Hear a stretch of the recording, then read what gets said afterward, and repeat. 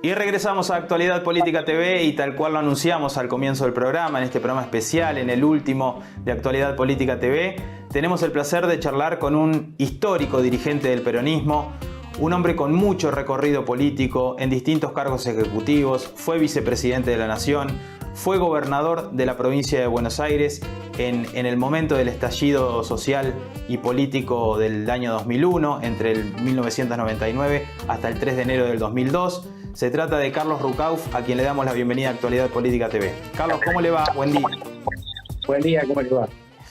Bueno, Carlos, muchísimas gracias por estos minutos.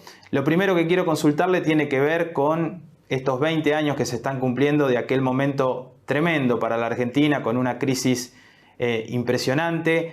¿Qué hemos aprendido los argentinos en estos 20 años desde el punto de vista social y político? Yo siento que poco, porque estamos repitiendo errores que cometimos los dirigentes de entonces, como no ver venir la bronca popular. Ustedes fíjense que en la provincia de Buenos Aires en aquel momento ganó Dualde en las elecciones del 14 de octubre y segundo salió el voto en blanco. Y esta vez en la provincia de Buenos Aires, en las elecciones recientes parlamentarias, ganó el ausentismo. Es decir que la bronca es como la de entonces. Hoy no hay convertibilidad y entonces no va a haber corralito en pesos, porque pesos desgraciadamente sobra y cada vez valen menos. Y a mí me parece que los enfrentamientos políticos de entonces se repiten ahora. El gobierno actual tiene una actitud de confrontación interna mucho peor que la de entonces, porque De la Rúa era una buena persona, un hombre honesto que había perdido el vicepresidente, pero tenía un espacio bastante consolidado, cosa que no ocurre hoy. Carlos, en su momento, el presidente Fernando de la Rúa y esta semana también Domingo Cavallo habló en ese sentido, acusaron al peronismo bonaerense de haberle hecho una cama, de haberlo volteado, digamos, políticamente con aquellos trágicos incidentes que ocurrieron en diciembre del 2001. Entre esos dirigentes estaba Eduardo Dualde y, bueno, y usted que era gobernador de la provincia de Buenos Aires. ¿Eso está... usted lo desmiente de plano? ¿Qué tiene para responderle a esas acusaciones que hicieron De la Rúa en su momento y Cavallo ahora? Sí, De la Rúa en aquel momento se refirió al acuerdo entre Dualde y Alfonsín como algo que era pecaminoso. Yo creo que fue una solución a una problemática que se desata con la renuncia de él. No era necesario que Fernando renunciara, era posible armar un gobierno de unidad nacional con él y no lo que se hizo después, un gobierno con Dualde. Cavallo, todos los días lo escucho, trata de explicar que no fue él el provocador del estallido final y fue su testarudez. Él fue un tipo sumamente inteligente que armó la convertibilidad, pero cuando la convertibilidad no daba más, él quería seguir con ella. Yo le propuse en aquella época de cambiar el ratio de convertibilidad cuando era ministro de la Rúa. Él se empecinó en armar una canasta de monedas que no entendió el mercado, y el mercado terminó mandando sobre la realidad, como espero que no ocurra ahora, cuando otra vez hay una negociación con el fondo, otra vez la negociación está empantanada por nuestros propios defectos, y yo temo que, como dije en una nota de ayer, algunos crean que la salida vuelve a ser el default. Yo les recuerdo que en aquella época el default se aplaudió y es una pésima idea retornar a eso, porque significa muchos más dolores para la gente que un acuerdo con el fondo. El acuerdo va a tener dolores, aunque Alberto Fernández y el ministro Guzmán digan lo contrario, pero es pura zaraza. Carlos, dejando de lado, usted le decía a Fernando que hemos aprendido poco en estos 20 años, dejando de lado lo que son los depósitos bancarios y la fluidez del sistema financiero, social y económicamente, ¿estamos peor que en el 2001 o estamos algo similar o cómo lo ve usted? ¿Cuál es su punto de vista? Son similares los toques de alarma que hay en la realidad económica y social. Claro está, han cambiado muchas cosas en materia de que se armó una red social y por eso el gobierno sigue tirando pesos cada vez con menos valor para tratar de serenar en diciembre los diciembres turbulentos, pero sigue habiendo un problema central que, como decía, a diferencia de aquel momento que hicieron un corralito porque no se podían emitir pesos y ahora nunca va a haber un corralito en pesos porque obviamente los pesos sobran desgraciadamente, pero el problema es el dólar. El Banco Central está sin reservas y el primer trimestre del año está obligado a llegar a un acuerdo que podría haber llegado mucho mejor el año pasado, cuando el mundo estaba dispuesto a perdonar a muchas cosas en medio de la pandemia, y para colmo, por estas torpezas del presidente y de Guzmán, vamos a tener, con la modificación de ayer de la Reserva Federal, no va a salir todo más caro. Carlos, hablaba recién de las torpezas del presidente y de Martín Guzmán. Le quería consultar cómo vio el manejo de la pandemia del gobierno. Hasta que se peleó el presidente con Rodríguez Larreta y los gobernadores, muy bien.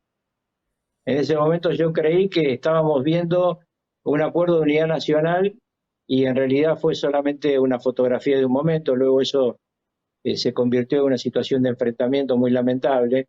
Yo sigo sosteniendo que el presidente y los opositores tienen que encerrarse, el presidente y la vicepresidenta, y los opositores tienen que encerrarse en una pieza o en un salón con sus técnicos y buscar una salida, porque no hay forma de que esto funcione bien si se sigue produciendo un enfrentamiento constante y un agrandamiento de la grieta que nos va a terminar llevando a un abismo. Carlos, hace un ratito usted decía que ustedes cometieron el error en aquel momento de no ver la bronca popular y ahora usted menciona la palabra abismo. Teniendo en cuenta que en las últimas elecciones legislativas el 70% de la gente votó en contra del gobierno, ¿usted ve algún hueco, algún margen como para que vuelva a pasar lo mismo que pasó en el 2001 en cuanto a que la gente esté en la calle reclamando y protestando por la situación económica y social del país? Mire, yo le voy a responder con indicativo de lo que está negociando el gobierno. El gobierno está negociando un tarifazo, una devaluación, le pide el Fondo Monetario que, con razón, que aumente la tasa de interés de los préstamos para que los préstamos no estén por detrás de la inflación, pero lo que pasa es que usted cada vez que aumenta la tasa de los préstamos se le engorda el problema de las LELIQ, que este gobierno decía que iba a solucionar cuando estaba por llegar y que lo que ha hecho es agravarlo. Entonces, mi respuesta a su pregunta es, depende de lo que se haga. Si se sigue haciendo cosas como la que ocurrieron ayer, que se lleva al Congreso un presupuesto nacional que es ridículo, que realmente yo los invito a los televidentes que vean la columna de Carlos Pañi del día jueves y van a ver cómo ahí está muy claro que lo que se está haciendo cada reunión de diputados es aumentar el gasto público. Todos los días viene uno más con un pedido y nadie se le ocurre bajar el costo de este estado elefante que tenemos. Yo le decía el otro día a un amigo que trabaja en el gobierno, ¿cómo es posible que Perón gobernaba con 5 ministros y usted con 20?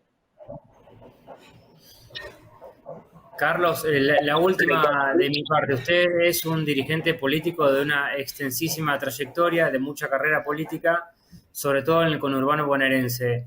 ¿Cómo le cae esta llegada, este arribo, digamos, de Máximo Kirchner al PJ de la provincia de Buenos Aires sin elecciones, sin que lo haya votado nadie, puesto a dedo? Es una coyuntura, no significa absolutamente nada, porque nadie conduce desde una ficción. Desde una ficción, ¿no? Así es. Carlos, la última y ya lo dejamos con su actividad. Usted que justamente, como decía Martín, tanto recorrido en lo político y sobre todo en la provincia de Buenos Aires, ¿cómo está viendo la gestión del gobernador Kicillof?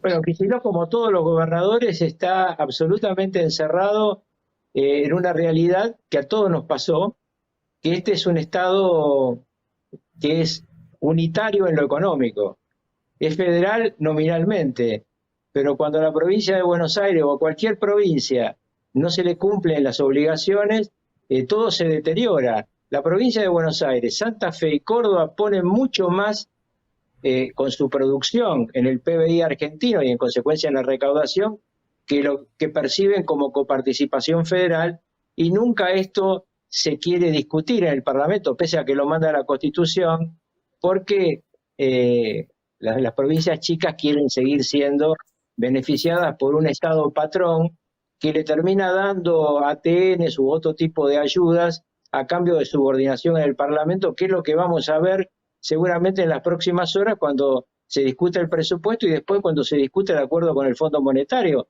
¿O alguien va a votar en serio en el Parlamento un acuerdo con el Fondo Monetario con libertad de conciencia que signifique licuar más las jubilaciones y los salarios, meter un tarifazo y una devaluación? Carlos, queremos agradecerle estos minutos, le mandamos un abrazo, felices fiestas y un excelente 2022. Igualmente para ustedes, felices fiestas a ustedes y a todos los que los escuchan y los ven.